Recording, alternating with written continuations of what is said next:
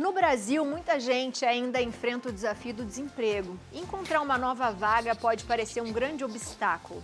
Mas a boa notícia é que existem caminhos que aumentam as chances de sucesso, Gabi. É isso mesmo, Abi. Por isso, né, que fazer um bom currículo, se preparar para a entrevista, tudo isso faz aquele combo, autoconhecimento. Então, para falar melhor sobre isso, a gente vai receber o Lincoln, que é especialista. E ele, você viu que, né, que a minha... Eu vi, já cumprimentei. A minha filha foi até aí te receber. Foi receber. Tá sentindo o cheiro da aluna. Pode... tem uma aluna? Tenho. Eu tenho uma aluna Lincoln, também. prazer te Prazer é todo reencontrar. Seja bem-vindo. Seja bem-vindo. Muito obrigado. Que lindo o cenário de vocês. né? Nossa, tá lindo demais. Acolhedor demais, né? É. Aqui é a nossa casa, sinta-se na sua sala. Muito bem, vou Porque dividir a Lua aqui o se sofá sentiu. com você, hein? Se Isso, você quiser vir a Lua aqui, quiser pode vir ficar aqui aí. com o tio. Ó, Que tio. bonitinha. Lincoln, quando a gente fala de desemprego ou de novas chances, né? Muita gente fala assim, mas eu fico buscando tanto um novo emprego. Enfim, será que ela está errando em algum lugar? Existe realmente possibilidades para a gente conseguir um novo emprego e às vezes a gente perde um pouco a oportunidade? Ainda mais a gente pensando que a gente está próximo do fim do ano e que tantos trabalhos temporários devem surgir. Sim. E essa é uma reflexão importante da gente ter no momento da nossa carreira, que é saber se o que a gente está fazendo de fato está conectado com o momento em que nós estamos nessa busca por esse trabalho. E muitas pessoas começam a refletir sobre isso. Será que a maneira como eu estou procurando o trabalho está correta? Será que a forma como eu me apresento, que eu entrego o meu currículo, que eu monto o meu LinkedIn, que eu cuido das minhas redes sociais, isso de fato pode me ajudar ou não? Então, normalmente costuma ser a dúvida de muita gente. Sim. E como fazer essa preparação? Você falou da gente colocar a mão na consciência, falar, será que a gente está fazendo aqui o meu currículo certo? Estou me comportando numa entrevista? Quando a gente fala do currículo, vamos do começo, começo de tudo. O que a gente deve conter? Muito bem, o currículo ele tem que ser muito sucinto, objetivo, porque a gente tem que pensar que, em média, um recrutador é uma média, tá? Ele vai gastar ali de 15 a 30 segundos para ler as informações. É pouquíssimo tempo? Pois é. Então, se você coloca muita coisa, o recrutador perde o interesse e, consequentemente, o currículo deixa de ficar atrativo. Então, a ideia é um currículo organizado, em que você coloque as suas informações, seu nome, a sua idade, que você mencione ali o seu objetivo e a sua experiência profissional, caso você tenha, que você fale da sua formação acadêmica e dos objetivos basicamente que você busca para aquela vaga. Então ele precisa ser um currículo organizado, visualmente muito clean e sem erro de português, porque isso também pode acabar desfavorecendo. Com certeza, se você já está partindo do princípio que tem algum erro ali, o recrutador olha e fala, isso aqui não dá, né? E aí você acaba tendo uma situação reversa, porque naqueles 15, 30 segundos iniciais, ele vai ter uma primeira pré-impressão.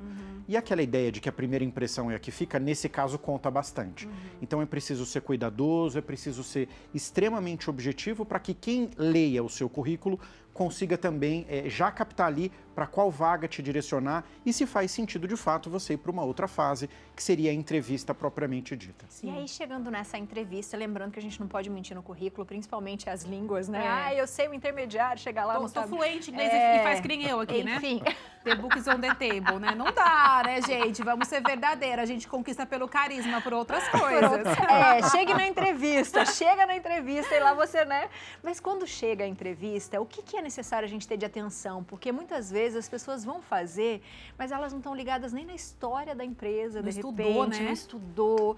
O que de dica você daria para isso? Além da roupa, é lógico, né? Claro, o antes, o durante e o depois. Então, o antes é essa preparação. É entender quem é essa empresa, qual é a origem dela, o que ela faz, onde ela está, acompanhar as redes sociais, porque daí você já consegue ter uma dimensão do que ela faz e como ela faz. Então, eu me preparo antes para esse momento. Durante a entrevista, é fundamental que você transpareça, na medida do possível, segurança, que você chegue preferencialmente de 20 a 30 minutos antes. Tudo isso? Olha que E eu vou te legal. dizer por quê. Porque os imprevistos, eles estão aí e acontecem justamente naquele dia que você mais precisa. Importante, né? Exatamente. Então, assim, de 15 a 30 minutos é uma margem segura. Por quê? você provavelmente já vai ter um primeiro contato com alguém da companhia, da empresa, Tá. você já vai ter uma ideia, eventualmente pode encontrar alguém no corredor que pode até te dizer, seja muito bem-vindo, poxa, deixa eu te contar um pouquinho da história da empresa. Então, você mapeia um pouco aquele local que pode ser um local de trabalho. Ai, que legal. Porque eu achei que se você chegasse muito antes, parecia que você estava desesperado, sabe? Você fica assim, tipo, nossa, tô desesperado para conseguir um emprego, então eu cheguei, tipo, meia hora antes. Mas isso é bom, então? Eu diria que de 15 a 30 minutos, se a gente for pensar em etiqueta social do trabalho, é o tempo adequado. Tá. Assim. Obviamente que mais disso ou menos que isso pode gerar algum tipo de questionamento nesse sentido. E durante a entrevista, ser muito honesto, muito honesta, só dizer aquilo que de fato faz sentido e fazer com que o recrutador ou o selecionador tenha contato com as suas principais habilidades. Então, foca naquilo que você já fez e nos resultados que você já teve. Porque a maioria das entrevistas, elas sempre são feitas no tempo passado. Então, o verbo sempre é no passado. Me conta uma experiência, me relata uma história, me diga se você já vivenciou isso. Sim. Porque eu tenho mais chance de trazer situações reais do que perguntas futuras. Porque no futuro, eu sempre vou responder aquilo que o selecionador deseja escutar. Então, eu já consigo ali ser objetivo e só responder o que me perguntarem. Então, isso também é muito importante. Senão a pessoa se empolga e acaba falando mais do que devia Mais do naquele que momento. devia, né? Conta da vida. É, coisa que às vezes não é tão interessante. E sabe que é uma situação que eu acho muito, assim, às vezes constrangedora, a questão de pretensão salarial. Eu acho que é o mais difícil. Porque, às vezes você vai concorrer a alguma vaga, já coloca uma pretensão salarial, ou no dia da entrevista a pessoa fala, quanto que é a sua pretensão salarial? Daí você fica assim, tipo, a minha pretensão é 25 mil, tipo, né? A minha pretensão é o máximo.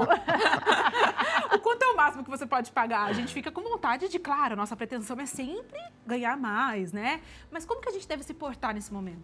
A gente não pode simplesmente dar uma de sem noção, né? Aham, Então, eu tenho uma ideia mais ou menos pelo perfil da vaga. Então, eu vou saber se é uma vaga de assistente, de analista, de supervisor, de coordenador, de gerente.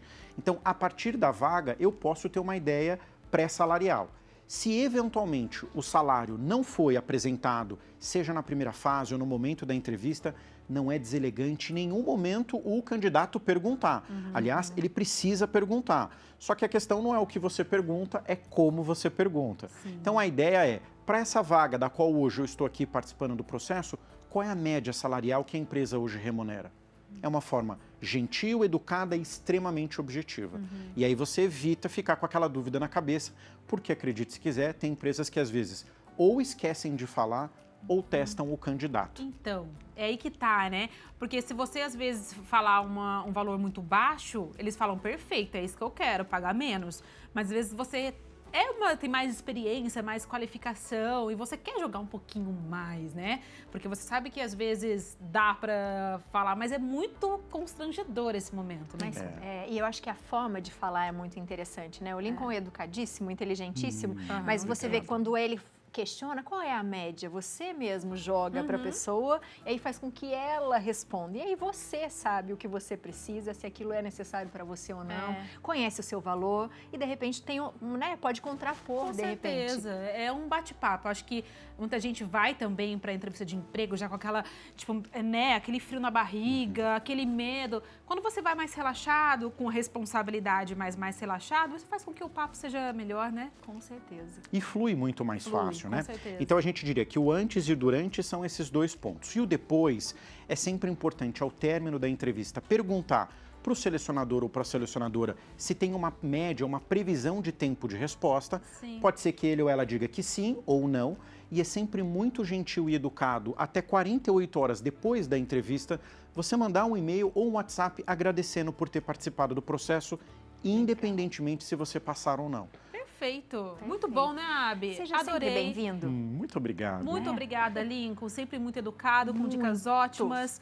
Os contatos dele estão na tela, Abi? Estão na tela, também tem foto no nosso Instagram, aproveite para comentar e pode seguir também, @doutordr.lincoln. Augusto está aparecendo para você aí na tela. Seja sempre bem-vindo. Obrigada, doutor. Muito obrigado. Vai com Deus.